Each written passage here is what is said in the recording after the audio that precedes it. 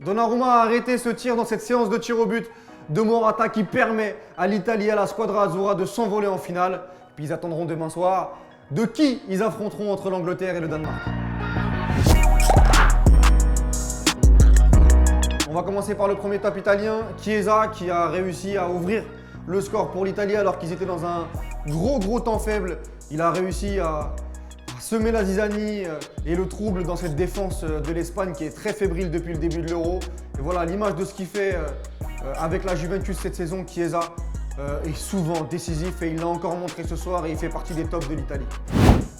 Un autre top, c'est Donnarumma, encore décisif. Le futur gardien du Paris Saint-Germain a été omniprésent dans la rencontre pour bloquer certains tirs espagnols, notamment en première mi-temps, quand l'Italie était en grande difficulté. Et puis il y a cette séance de tir au but.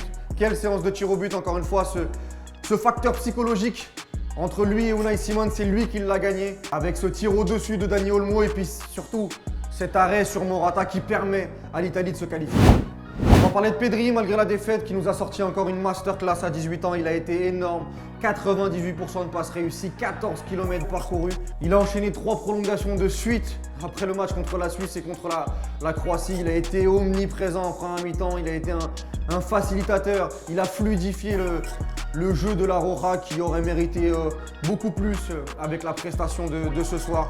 Voilà, Pedri, malgré la défaite, nous a donné rendez-vous pour l'avenir parce qu'on va sûrement se le manger pendant 10 ans.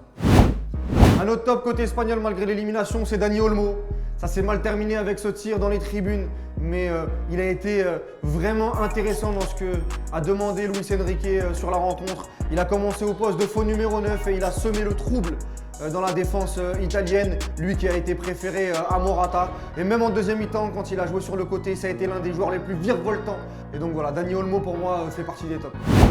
Un mot sur Aymeric Laporte, celui qui a décidé de rejoindre l'Espagne avant l'Euro. Il a encore fait une très grosse performance, très propre avec ballon. Il a réussi à défendre de façon admirable sur Immobilier, sur Insigne, à couper énormément de trajectoires. Ça récompense totalement l'Euro de Laporte qui a été grandiose avec l'Espagne. On va commencer avec les flops espagnols. Oyarzabal et puis on peut mettre même dans le packaging Ferran Torres. Alors ils ont été intéressants dans le jeu en première mi-temps mais trop sympathiques devant le but. Et dans ce genre de rendez-vous, quand tu tues pas l'adversaire dans un temps fort, ça peut être payé cash et on l'a vu ce soir avec l'élimination de l'Espagne. Et ce soir, ils ont été trop nonchalants. Ils ont eu les occasions, ils ont eu les situations et ils n'ont pas réussi à les mettre au fond.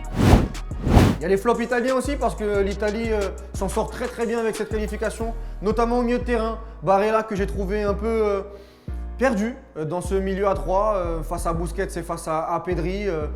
Mais globalement, tout le milieu italien a été pris un petit peu à défaut, à l'image de Jorginho aussi, qui a, malgré son penalty vainqueur, il a été gêné dans la première relance. Et voilà, pour moi, on n'a pas vu le grand milieu de terrain italien qu'on a entrevu, notamment sur les derniers matchs de cet Euro-là. Et Barella symbolise tout ça.